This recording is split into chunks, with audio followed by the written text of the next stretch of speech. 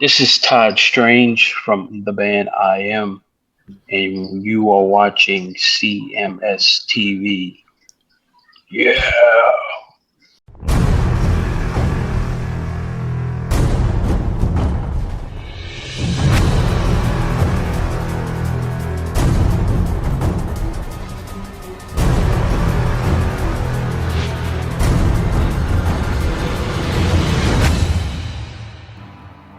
From the 1974 release, Muscle of Love, it's Alice Cooper with The Man with the Golden Gun. That one going out by request.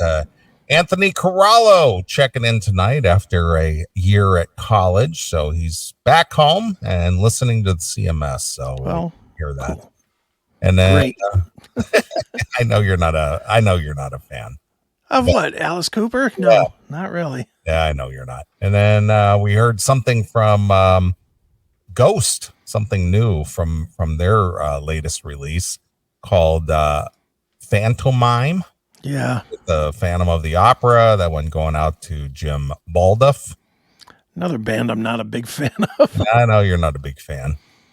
But then we, prior to that, since I'm back selling here anyway, for Ben Benjamin, I wanted to hear Black Sabbath with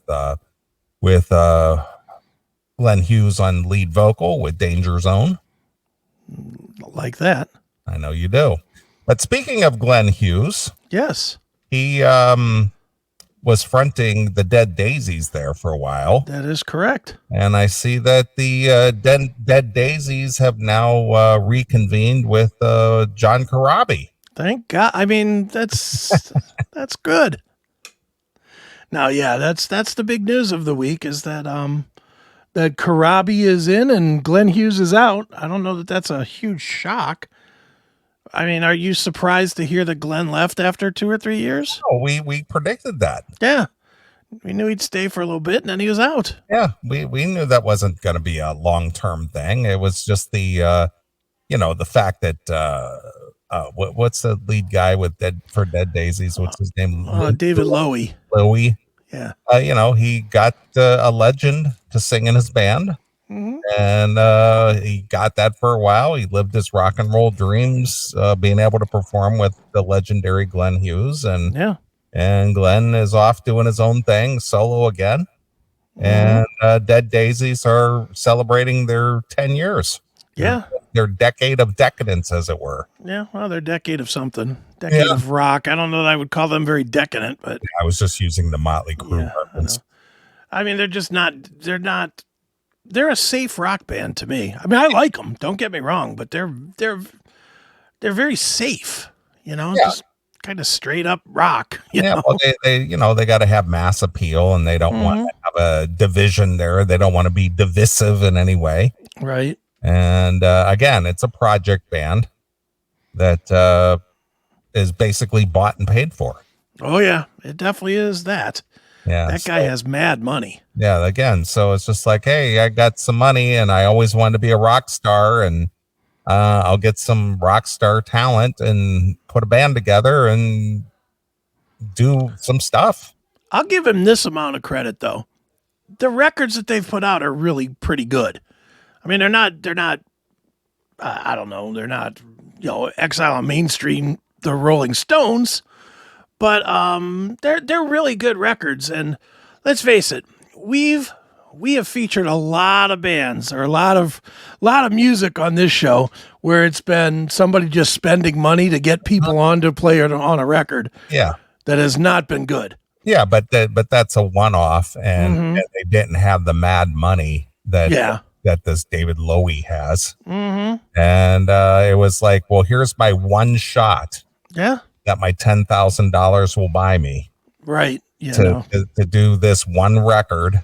And okay, I blew my wad on this record, and I can't afford to do this again. Yeah.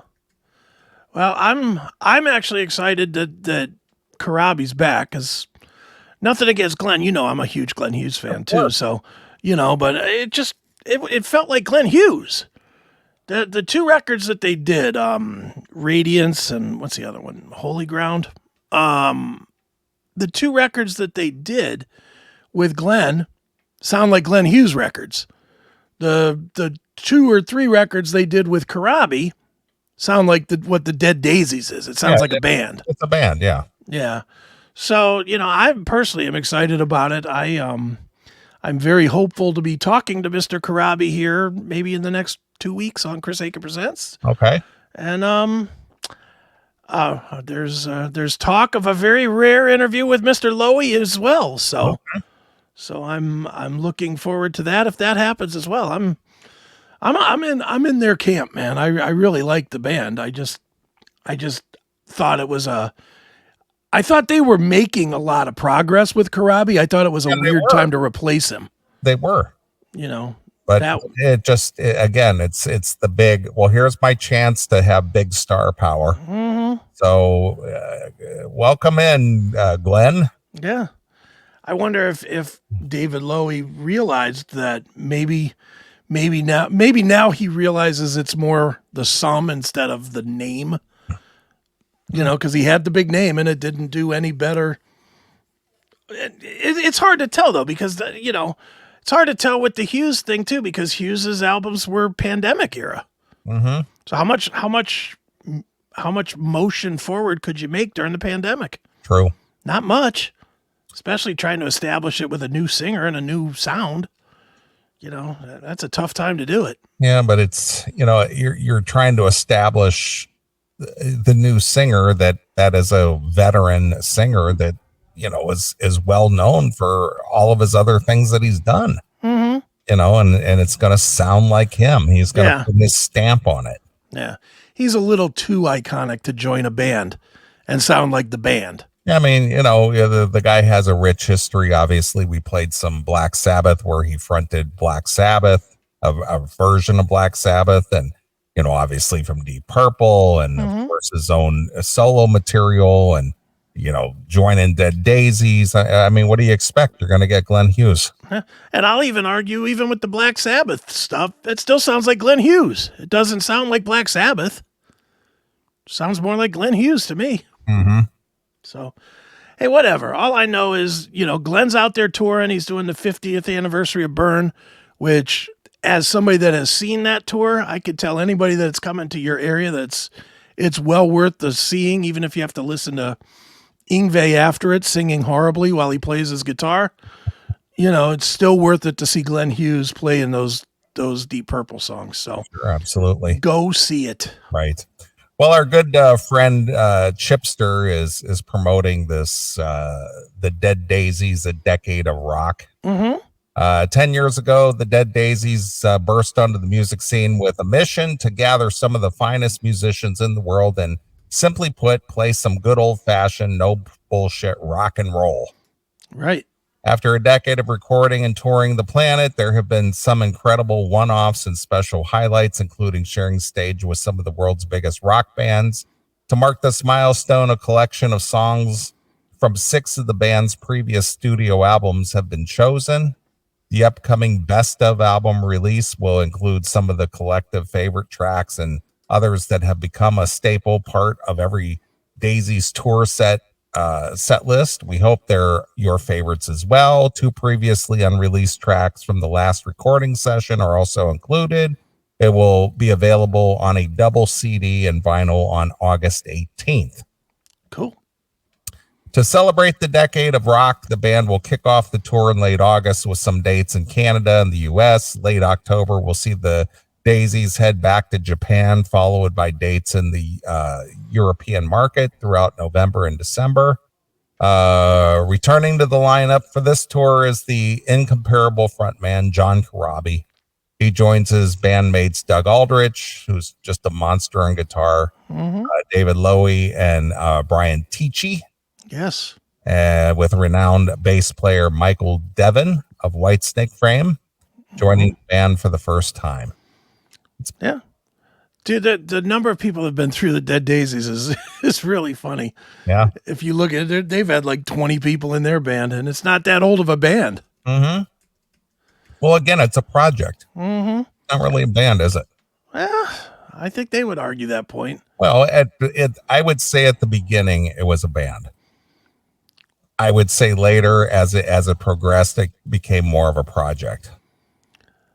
I don't I mean, they tour and they keep the core together of Lowy and Aldridge. I mean, I think it's you know what, it goes back to the old argument. What is a band? Yeah. Because, you know, I mean, they've had the two guys for most of the run.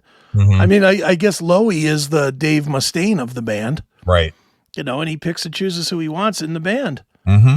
But yeah, let's see. There's 5. There's 5 in the band. 6, 7, 8, 9, 10, 11, 12, 13, 14, 15, 16, 17, 18, 19, 20. 21 guys have been in that band. In 10 years. In 10 years. Mm-hmm. So they switch out 2 dudes every year. Yeah, they switch out somebody pretty much once. They switch them out every 6 months. Another guy comes in, another guy leaves. Right.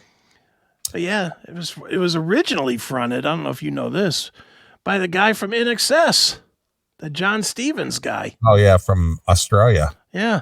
Mm-hmm. He came in and he sang with them for a minute, and then he left, and Corabi came in for a while, and now Hughes, and now Corabi again. So 4 singers, 10 years. It's been an amazing decade with the Daisies. We rocked out with some of the best in the business, toured the globe, released 8 albums, and are thrilled to be showcasing the body of work from over the last decade with our coming Best Of album release and tour. I'm excited to be welcoming John Corabi back to the band. Can't wait to get back on the road again in 2023 to perform for our fans, says David Lowy. Of course. When they say turn it up to 11, you need the right rig backing you. The Dead Daisies are thrilled to be powering up with Black Star amplification to blast out their best in 2023. Stay tuned for exciting exploits being masterminded together. It's been an amazing ride so far with a huge thank you to the fans for their love and their support. With still a lot more to come and miles in front of them, together they'll keep rock alive. So grab your copy of the Best Of, get your tickets, and enjoy the ride. Celebrating a decade of rock with us. The Dead Daisies are currently John Corabi, David Lowy, Doug Aldridge, Brian Tichy, and Michael Devin. Right. Good. I wish they were coming here. They're a band I still have not seen. Have you seen them? No, I have not. Yeah, I haven't seen them either. They've either never been here or I didn't know they were here. Because I would go. You know me with Corabi. I would go. If he said he was going to sing a phone book, I'd fucking buy a ticket to see it. But yeah, I don't know if they've ever been here, or if they have, I just didn't know that they were here because not seen them yet. Well, and they're not coming on this run. Yeah. They're playing like 2 U.S. shows and then like 8 Canada shows. Or yeah, something. I know. It's amazing. I'm looking at the tour schedule right now, and they've got 1, 2, 3, 4, 5, 6, 7. They got 7 Canadian dates. Yeah. And then they got 2 U.S. dates in the East Coast, Litsitz, Pennsylvania, and Vineland, New Jersey. All right, where is that? Where is Litsitz, Pennsylvania? It's like over on the eastern part of, like by Philly. Yeah, it's out that way. Yeah. Okay. And then let's see here. Then they're playing the West Coast, and that's all they have for the U.S. tour so far. Yeah. They're playing in Portland, Oregon, Berkeley, California, Roseville, California, San Diego, California, Las Vegas, Nevada, and Los Angeles. Well, whoever the booking agent is, let's get a Cleveland and a Chicago on this list. Come on. We want to see this band. And they're playing a shit ton of shows over in Europe. Well, that doesn't help us. I know. And then that's all they have listed so far. So I have a feeling they'll jump, they'll come back in the spring of 24. Well, by then it'll be time for a new guitar player or drummer or something. Exactly. So yeah, that's what's going on there. So they're playing 2 eastern shows, East Coast type shows, then mostly Canada, and then West Coast shows, and then they're over to Japan and Europe, and that's it so far. Hopefully they add some more. I would think. I mean, that's not a lot of shows, but I'm sure they can fuel up the private jet and get them to wherever they need to be. So absolutely. It's got to be nice to be in a band like that where it's all private jet and it's all first class. Hmm? Even though you're not the Rolling Stones, you still get treated like you are. Yeah. That's got to be nice. Money can get you lots of good stuff. Well, it's either that or an NDA, and I don't know which, but I've heard both. Which is why, with all these guys that have left the band, you've never heard one bad word about that organization at all. Have you ever heard anybody say anything bad about the Dead Daisies? Not that I'm aware of. And I know I tried my damnedest when I chatted with Aldridge. When I chatted with Doug Aldridge, I tried my damnedest to get him to talk about, is it a high, I asked him something about, is it comfortable because you don't have budgets? Because I know David Lowey's like a billionaire.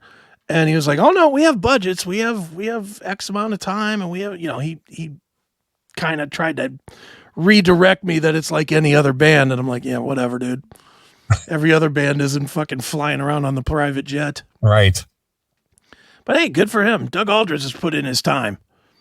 All these guys, really. I mean, Lowey obviously earned the money, so he definitely shouldn't be riding in a fucking pickup truck, to a gig.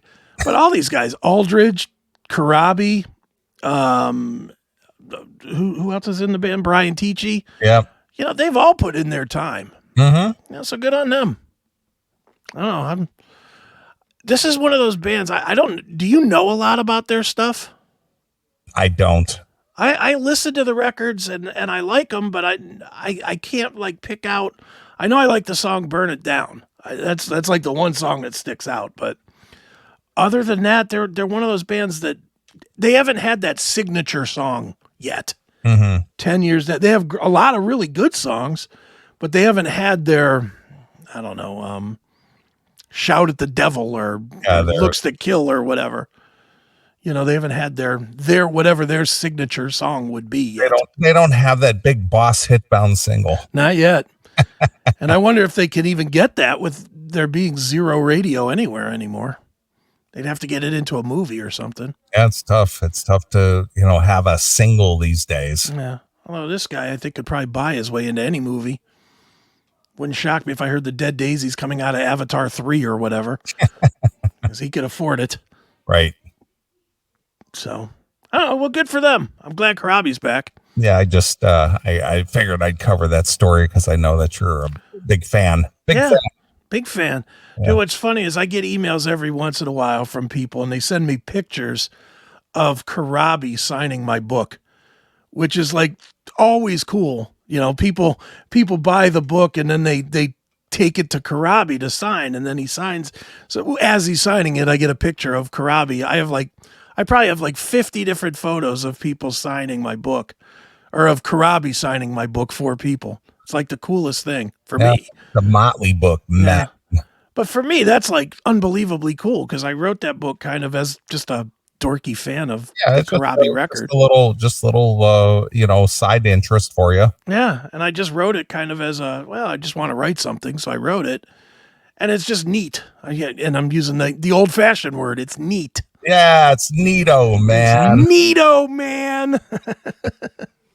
But it is. It's very cool. Well, very good. So if you're a Dead Daisies fan, John Corabi is back, and they're going to be touring around. So there's a best of on its way. If you don't, I wasn't aware that they had 8 records. Oh yeah, they have a bunch. Obviously 8. 8 sounds like a lot, though. Is it really 8? Well, according to that press release, they have 8 records. Because I think they had 3 with Corabi and 2 with Hughes. So I guess 3 with the other guy, with John Stevens. I was not aware they had that many records, but well, hey, 1, 2, 3, 4, 5, 6. They don't have 8. Well, according to the press release, it says according to the always accurate Wikipedia, they have 1, 2, 3, 4, 5, 6, and the best of would be 7. Unless there's 2 versions of the best of. Who knows? There's the Dead Daisies, which I'm aware of that one. That's the one with John Stevens, and that is the debut. And then 2 years later, Revolution, which was that Corabi? I think that's Corabi. Yeah, that's Corabi. Make some noise, burn it down, holy ground, radiance, and then the best of. Okay. Well, Chipster is incorrect with their press release. Fix it, Chip. Yeah. Yeah. Making us give out bad information. Right. And I don't want to be labeled giving out disinformation. That's right. No. We're not fake news here. Yeah. Except when we are. Exactly.